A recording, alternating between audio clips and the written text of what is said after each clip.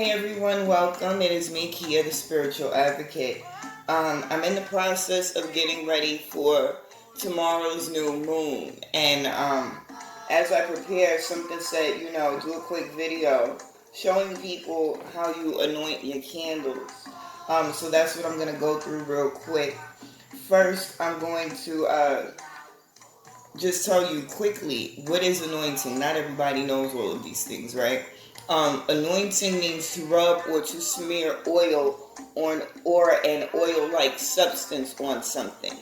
But the definition also means to choose by divine election or to designate.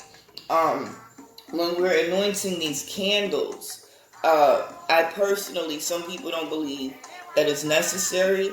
Depending on the culture or the purpose or the ritual that you're going through, people have different ways, different reasonings for anointing their candles. Some believe, and I am one of those people, that everything you do in regard to working with the energies, whether it be your ancestors, the Orisha, your guides, whoever it is, whatever it is, everything that you do with care, because it's nurturing that relationship, it's showing respect, it's bringing you closer, it's strengthening that bond between you and the energies that you're calling on to do work for you, right? Like I said, there are many ways to anoint a candle, but I'm going to show you how I do mine. Also note that candles can be anointed with oils and herbs or a combination of both, but I'm only using oils for right now. I have one red candle, and this is for Eshu. Some of you might know him as Elegua or Papa Legba. I have a yellow one for Mother Oshun. These are going directly on their altars. I have a white one, and I have a brown one. I tend to keep a white one. I'm not necessarily setting any intentions with this white candle. I keep a white candle burning for my ancestors and for the Orisha. It's just that guiding light. But it still gets anointed and prayed over like the rest of them.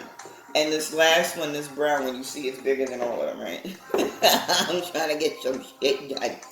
But this brown one and the white one are going on my ancestor altar, and this brown one is for grounding, to ground myself in certain ways. Okay, so I'm gonna start with the yellow one, right?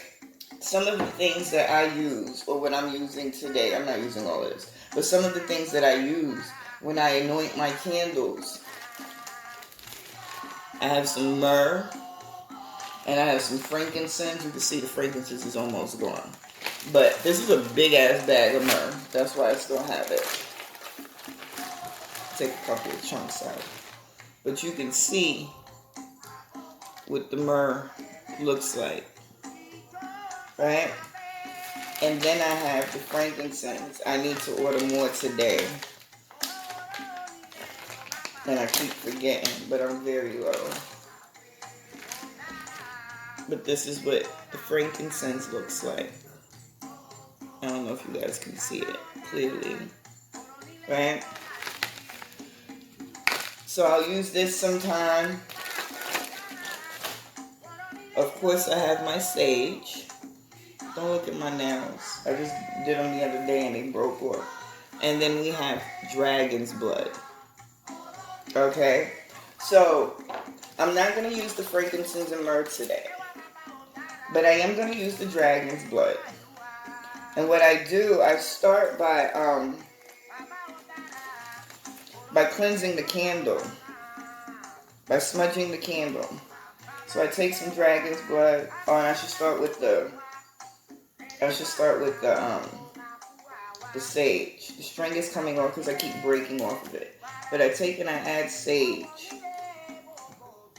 This is charcoal. This is an incense burner and I have charcoal. So I take and I put the sage.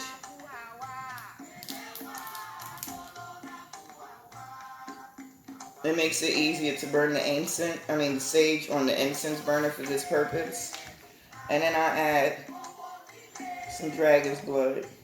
Sage is good, but I think dragon's blood is more potent in regard to clearing energies. So I just use the combination of both.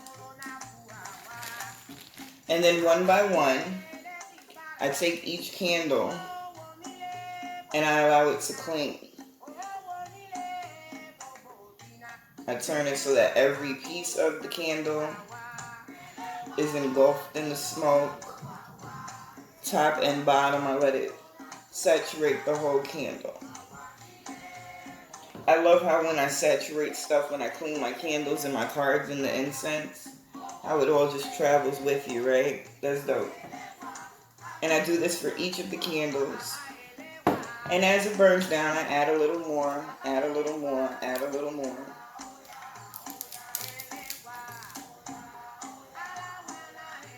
And it would probably be more efficient if I broke the sage up before, but listen, this is the way it happens sometimes, so I add a little more both. Then I go to my red candle for Elegua as his music plays in the background.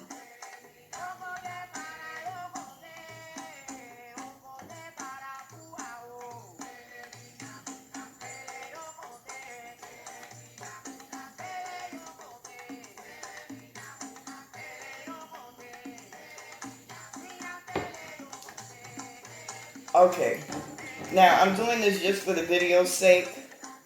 I'm gonna have to do this white one over. Yeah, I usually take the labels off, and I forgot to take the label off of this white one. So I'm gonna do this white one over. But I'm gonna at least clean it now. And then I'll anoint it when I'm done. And I'm gonna add just a little bit more. The sage is still burning, so I'll add just a bit more dragon's blood.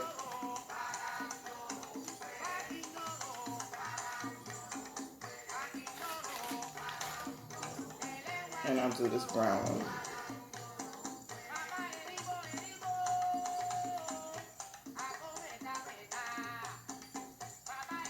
Now, as you are cleaning these candles, that's where your intention should be. I'm going to have to do all of these over because I can't focus on this the way I want to and record, but I can at least show you.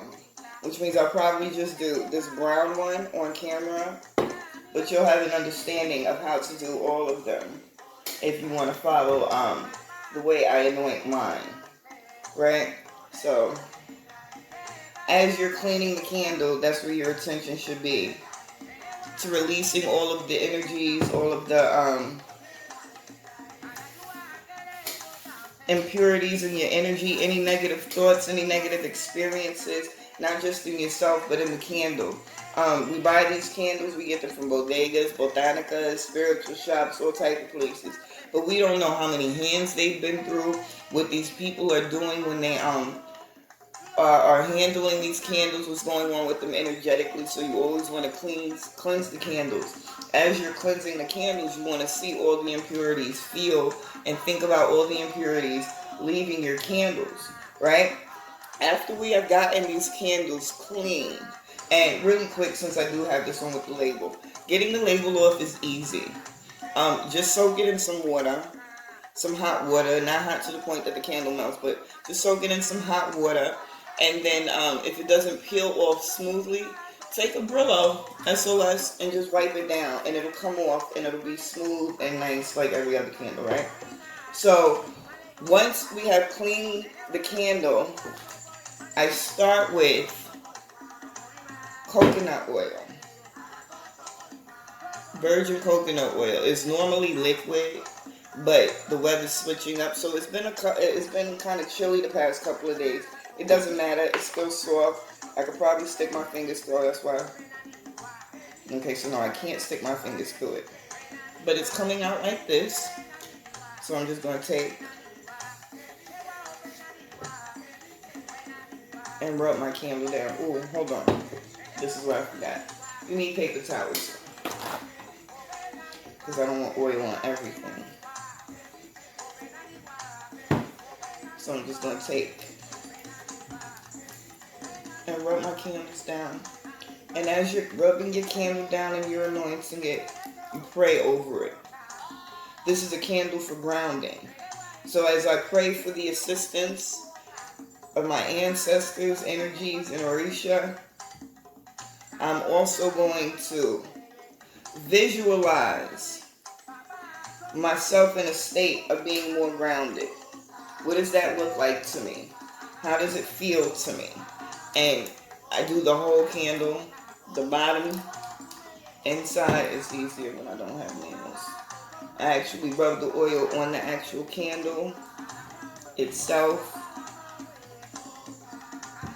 I know some people prefer to use herbs because they get nervous about the oils on the candles. I've never had a problem with the oils.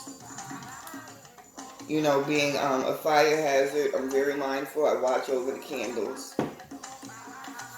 But yeah. So I start off with the coconut oil. And some people, if that's what you need, if that's what you have, you can leave it right there. Place your candle where you're going to place it. Pray over it. The whole process should be a prayer. You should be talking to your candle. You should be giving thanks to your candle. You should be blessing your candle, showing appreciation to your candle. So after I have put the coconut oil on, I take, and you see I need some more of this too, cut and clear oil. This is good. I use it a lot for the full moon rituals. The full moons, as you know, if you frequent me, is a time to release things. New moons are a time to set those new intentions and allow these good things to come to you. I'm using this cut and clear because this is, for me, going to